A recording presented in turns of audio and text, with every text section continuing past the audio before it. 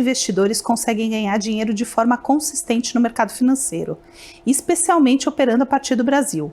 Um desses casos raros é André Jakurski. Ele é fundador da gestora JGP, fundador do Banco Pactual, e agora aqui no Bottom Line ele fala sobre os cenários que ele traça para o Brasil e para o mundo e também sobre oportunidades de investimento agora.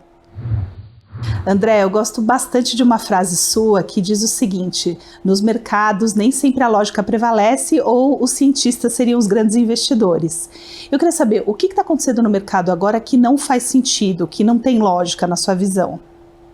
Uma coisa, por exemplo, que me chama a atenção e eu poderia considerar como uma coisa ilógica, seria o fato de esse ano, mesmo com a queda da Bolsa nos Estados Unidos, uma possibilidade bastante importante de ter uma recessão no ano que vem, é a segunda maior entrada de dinheiro na Bolsa em ETF da história, só superado pelo ano de 21. Então, eu imaginaria que à medida que a Bolsa fosse caindo, as pessoas fossem retrair. E está acontecendo o oposto. À medida que a Bolsa está caindo, continua entrando dinheiro na Bolsa porque o pessoal está esperando comprar abaixo, né? Então, talvez essa seria a coisa que mais me chama a atenção, que as pessoas continuam comprando e é interessante. Esse ano entrou mais dinheiro naquele fundo ARKK, que é um fundo que está caindo, sei lá, 60%, 70%, do que em ações de energia, em ETF. Então, isso eu diria que é uma coisa que não parece ser muito lógica. Essa seria a minha consideração. Agora, no curto prazo, sempre tem coisas que não parecem lógicas. Por quê? Porque muitas vezes o mercado já antecipou algum evento, algum número. Então, quando sai o número, as pessoas que se posicionaram para aquele evento começam a zerar as posições e o mercado vai na direção oposta que você imaginaria. Mas isso é normal, isso não é uma coisa rara. Mas você está na contramão desses investidores, então você não vê oportunidades no mercado americano, na Bolsa Americana agora? Sabe, Juliana, sempre tem oportunidade de compra. A pergunta é se é uma oportunidade de compra de curtíssimo prazo ou de longo prazo. Acho que a grande pergunta que você pode fazer é: será que você vai evitar uma recessão no ano que vem? Se isso for fato e os juros começarem a cair, porque a inflação começou a cair e dá uma percepção de que ela vai cair continuamente, aí sim eu vou te dizer que a bolsa pode subir. Mas quando a bolsa estava a 4.800, ela estava extremamente cara. É uma bolha acontecendo. Então, houve uma deflação, principalmente de empresas de tecnologia não rentáveis. Se você for olhar o que aconteceu esse ano, o Nasdaq está caindo cerca de 30% e as ações de empresas industriais estão caindo 10%. Então, houve uma rotação em termos de setores que subiram mais ou diria, caíram menos ou mais. Então, tudo é possível. Por isso que eu não faço previsões. Quando você diz que eu falei alguma coisa no passado, me reservo o direito de mudar de ideia a cada segundo. Então, nesse momento, o que eu acredito? Por que eu acredito que a Bolsa não tem tanto upside olhando para o futuro? Pelo seguinte, a curva de juros está muito invertida, 2,10. Está muito invertida. É a mais invertida em muito tempo. E a história mostra que esse gráfico da inversão da curva é um dos melhores indicadores antecedentes de uma desaceleração importante da economia ou até uma recessão. Então, seria estranho imaginar que a Bolsa vai dar uma pancada forte para cima no momento que a economia lá na frente vai desacelerar. Desde a Segunda Guerra, nenhuma vez, quando a curva de juros inverteu, como inverteu agora, se evitou uma recessão em algum momento na frente. Então, pode demorar um pouco, demorar um pouquinho mais, mas sempre veio. Eu diria o seguinte: a única razão que justifica por que as economias estão tão mais fortes atualmente em relação ao que se esperava, muita gente imaginou que já estaríamos em recessão nos Estados Unidos e certamente na Europa, né? Mas o que pode ter acontecido? Realmente quem se endividou muito durante a pandemia foram os governos, não as empresas. As empresas tiveram momentos de rentabilidade muito alta. Então, é mais difícil você derrubar essas empresas no momento que as dívidas delas não são muito grandes, quem está endividado é o governo, e fica mais difícil, mesmo que essa alta de juros foi importante percentualmente, que a economia não desacelerou. E ainda tem o fator que as pessoas acumularam muita poupança nas transferências que os governos fizeram. Então, apesar do salário real estar crescendo um pouco abaixo da inflação, ainda existe bastante poupança acumulada que está sendo gasta. Algumas pessoas dizem que já foi gasta, algumas dizem que ainda tem. Um indicador de que está chegando talvez ao fim é que as dívidas de cartão estão subindo bastante nos Estados Unidos, que significa que as pessoas estão usando cartão para manter o poder de compra atualmente. Isso aí não é infinito. Então, eu não sei o que vai acontecer. Eu sempre digo que eu não faço previsões para o futuro. Eu opero e invisto baseado nas mudanças que eu percebo no mercado.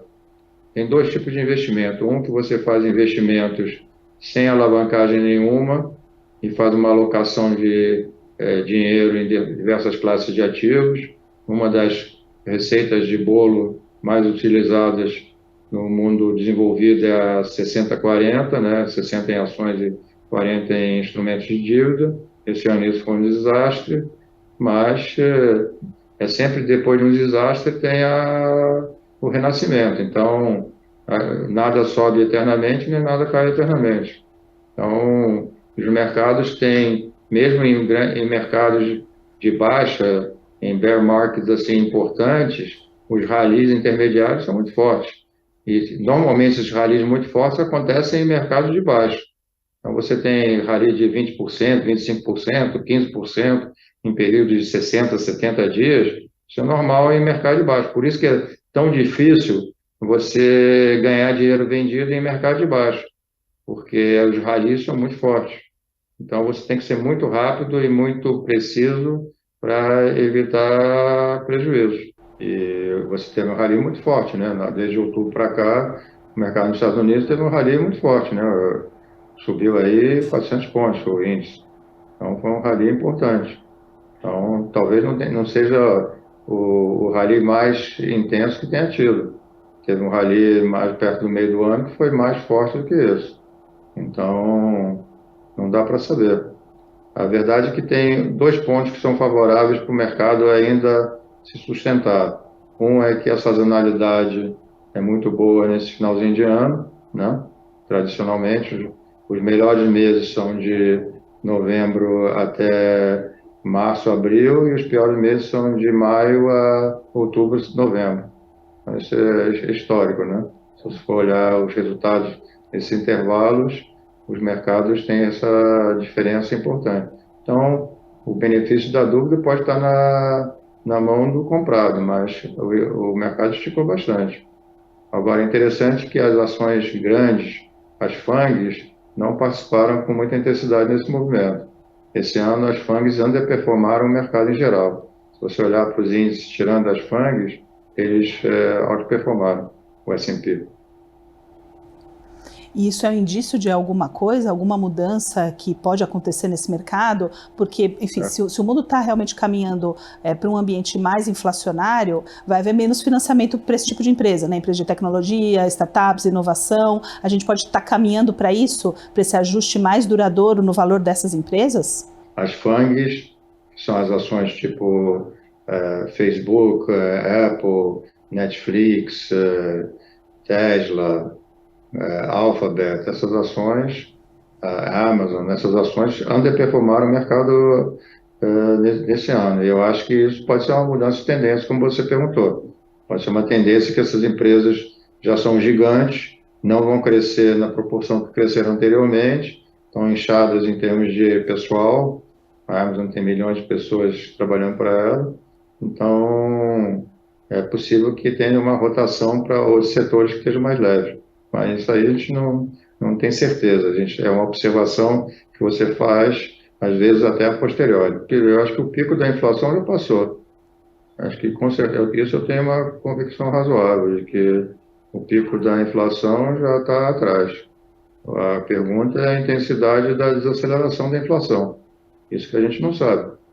Então, tem gente que acha que vai cair rapidamente, como o Fed suspeita que possa ser o caso, e tem gente que acha que a inflação vai ficar em níveis mais altos, né, comparados com a meta do Fed, que é de 2%, por um período mais longo.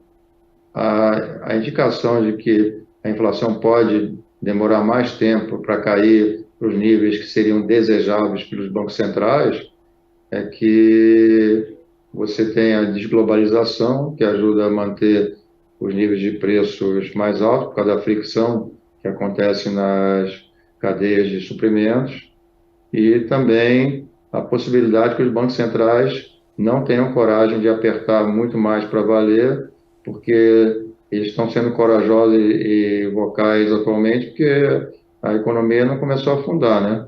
Se a economia começar a afundar, as pressões políticas vão ser enormes, e aí talvez os bancos centrais não tenham coragem, porque são bancos centrais comandados politicamente por advogados, de fazer o que precisa ser feito. Então pode ter um vai e vem ainda aí para frente, né? Porque é uma coisa que nem eles sabem, nem nós, nem eles sabem como é que vai se desenrolar esse processo. E falando um pouco de Brasil, André, você estava pessimista com o Brasil há um tempo, enquanto alguns investidores, especialmente estrangeiros, estavam dando o benefício da dúvida para o país, para o novo governo e tal, você, como já aconteceu muitas vezes, estava cético. Agora que a gente está no meio da transição, eu queria saber qual que é a sua avaliação sobre o que está acontecendo, né, nessa transição de governo. Está acontecendo como você já imaginava, ou seja, os problemas que estão surgindo já eram esperados, ou está pior ou eventualmente melhor do que você imaginava? O que eu achava era que a tendência do governo que venceu a eleição era de gastar dinheiro. Eu não sabia o que ia ser proposto. A tendência era, especialmente pelas falas que antecederam até a vitória da oposição, é de que existia uma sensação de que existiam reparos na política que tinham que ser feitos, especialmente na área social. Nada mais justo, mas a intensidade é o fator importante, né? Porque a verdade é que houve um gasto extraordinário durante o governo atual, só que deram muita sorte que o juro foi muito negativo nesse período, nessa gastança em função da Covid, e isso permitiu que houvesse uma transferência de patrimônio do setor privado para o setor público. Por isso que a dívida PIB não mexeu muito de um ponto a ponta, né? Se você olhar a dívida PIB pré-Covid atualmente, não é uma mudança muito drástica. Então, isso foi motivado porque o governo se apropriou de uma poupança que deveria ter sido detida pelo setor privado, né? Todo quem aplicou a 2% quando a inflação rodou a 12, 13 ou mais, perdeu dinheiro, né? E esse lucro foi o juro baixo que o governo pagou. Então, isso provavelmente não vai se repetir, e o ponto de partida atual é de um juro real muito alto. Então, é um juro real que, se sustentado por muito tempo, compromete a evolução da dívida PIB e toda a parte fiscal do Brasil. Então, essa que foi a minha consideração. Para você ter uma ideia, antes da eleição, do segundo turno, o DI 24 negociava 11%, agora está 14,70%. Então, isso significa que os agentes econômicos estão achando que o juro não vai cair na proporção que iria cair anteriormente, e isso é um sinal ruim para a economia. Então, agora, se a Bolsa vai subir, vai cair, ninguém sabe. Muita gente acha que a Bolsa está barata, outros acham que está cara. Agora, não se sabe. Depende também muito do que vai acontecer com a equity globalmente, né? Então, se tiver um rally para 4.300 nos Estados Unidos, no S&P, certamente a Bolsa Brasileira vai segurar bem, em relação ao nível que ela está atualmente. Então, tem vários fatores, né? Uma das tendências que eu tenho visto nos analistas no estrangeiro é achar que o ano que vem é o ano dos mercados emergentes. Pode ser que seja, pode ser que não. Mas isso aí a gente não tem como prever com antecedência. E entre os mercados emergentes, isso pelo menos há umas semanas, né? O discurso era que o Brasil poderia ser um dos mais favorecidos porque a concorrência está mais fácil, né? Então, problemas graves na China, na Rússia, na Índia, então o Brasil tenderia a se destacar. Mas quando começou a transição, isso mudou um pouco. Você concordava com isso? Quer dizer, o Brasil tem destaque entre os Não emergentes? vamos esquecer que os estrangeiros já estão numa posição bastante comprada em Brasil, em ações. Não é que eles estão numa posição baixa e que agora é a hora que caiu de comprar, né? Que eles já estão comprados. Então, esse ano entrou um bom dinheiro na Bolsa, como entrou em períodos anteriores. Então, não é que as pessoas estavam distraídas e descobriram que o Brasil é uma oportunidade e agora é a hora de aplicar. Isso já foi feito. E você já falou, enfim, faz pouco tempo, mas vamos ver se você mantém essa visão também, que existem muitas oportunidades no mercado de crédito. Agora, os riscos no mercado de crédito também não são grandes, quer dizer, se a gente tiver uma situação econômica grave aqui no Brasil, a gente não pode ver default de empresas e outros tipos de problema nesse mercado? Bem, inicialmente eu te diria que eu não estou vendo nenhuma crise econômica grave no horizonte visível, né, no horizonte de investimento. Então, eu diria que o que pode acontecer se tiver um excesso de gastos, os juros não vão cair, os juros reais são muito altos, isso vai funcionar em detrimento dos outros ativos, mas não significa que necessariamente você tenha que ter uma crise. Os números do Brasil não são assim maravilhosos, mas não são muito ruins, não. Então, a dívida PIB aí, se mantiver em torno de 70 e poucos, 80, é perfeitamente administrável, não tem problema nenhum. Dívida externa é baixa, reservas são altas. Então, a preocupação é o que vai ser feito ao longo do tempo, que possa vir a atrapalhar o crescimento do setor privado, isso a gente não sabe. Isso aí, a única coisa que a gente sabe é que existe uma intenção forte de fazer gastos sociais e isso foi verbalizado inúmeras vezes, então não é surpresa para ninguém. A pergunta que fica no ar é com a intensidade. Por exemplo, a PEC aí, o PT quer 4 anos, 200 bi na margem, e o pessoal do Congresso quer dar 80 bi por um ano.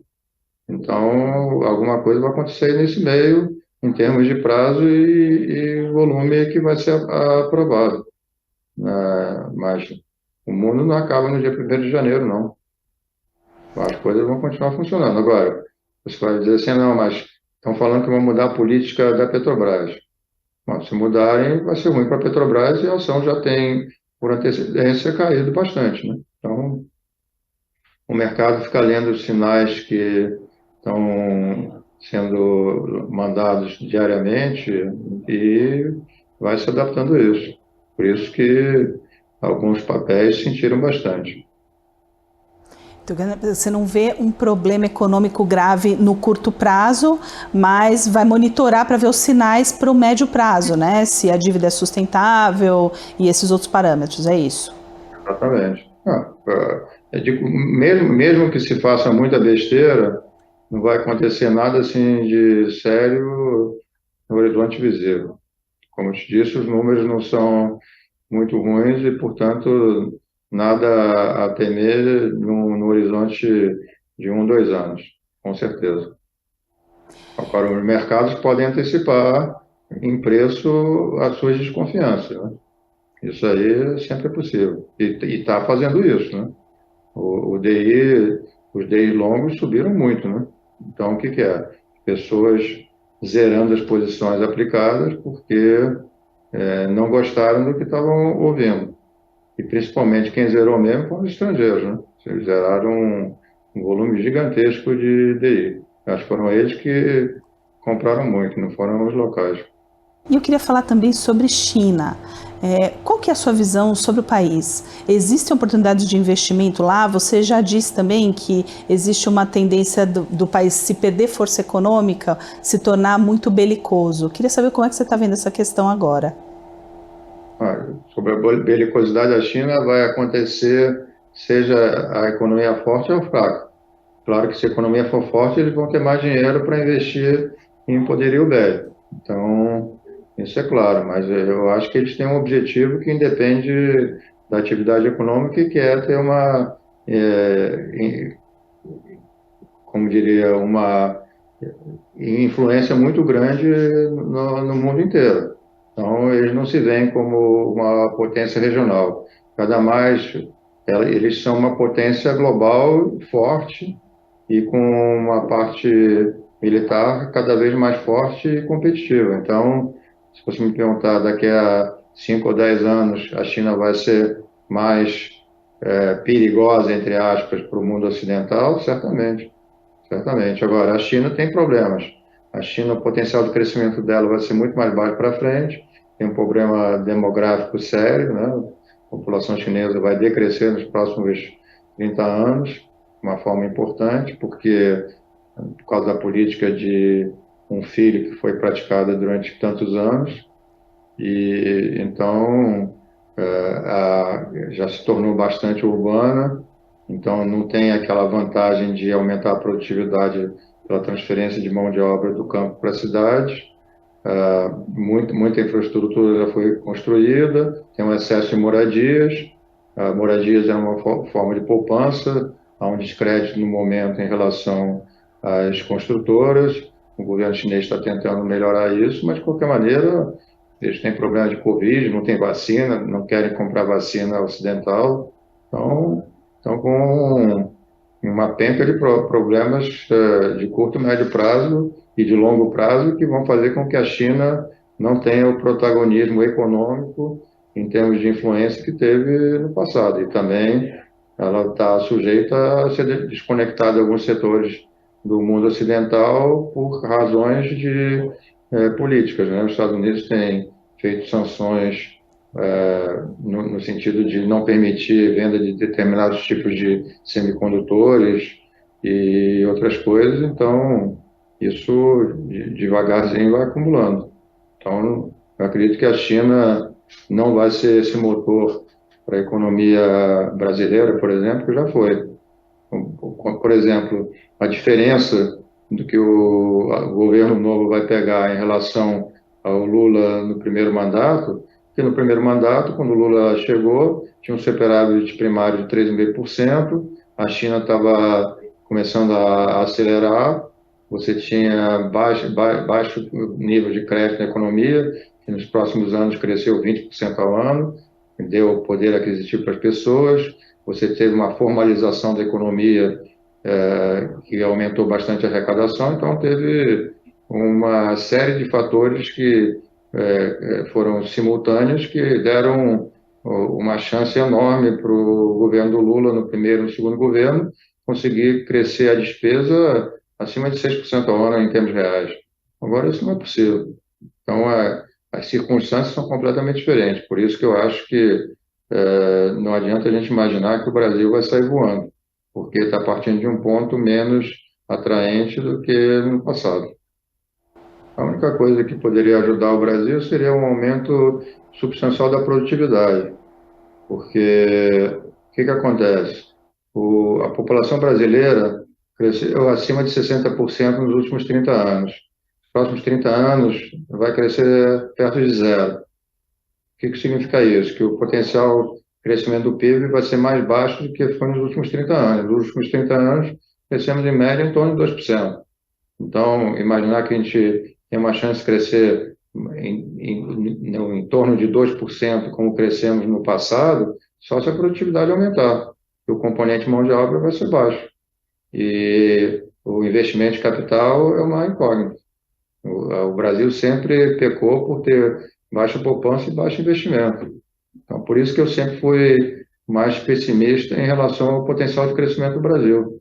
Quando as pessoas falam que o Brasil pode crescer de uma forma sustentada 4, 5%, eu só posso rir, porque é impossível. Bom, mas se a situação é tão complicada assim, então não tem oportunidade de investimento no Brasil. É melhor deixar o Brasil de lado, é isso?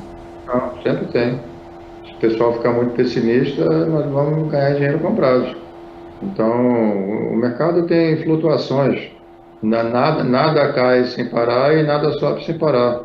Tem sempre ciclos intermediários, mesmo em ciclos mais longos, se eles forem acontecer, você tem a oportunidade de ganhar dinheiro. Sempre teve a oportunidade de ganhar dinheiro. Uma das épocas que na época que eu fundei o Banco Pactual, mais ganhei dinheiro foi na década de 80 e 90, que foram décadas perdidas no Brasil. Por quê?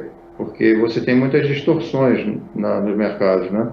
Os mercados oferecem oportunidade porque quando existe pânico, existe oportunidade. Se você tem um otimismo grande, as coisas estão todas indo bem, normalmente o preço ativo já reflete isso. Aí é que não tem chance, entendeu? Então eu não vejo uma dicotomia entre achar que pode ter um crescimento mais baixo e não ter oportunidade. Sempre tem oportunidade. Isso aí é tradicional. Não precisamos ficar preocupados quanto a isso.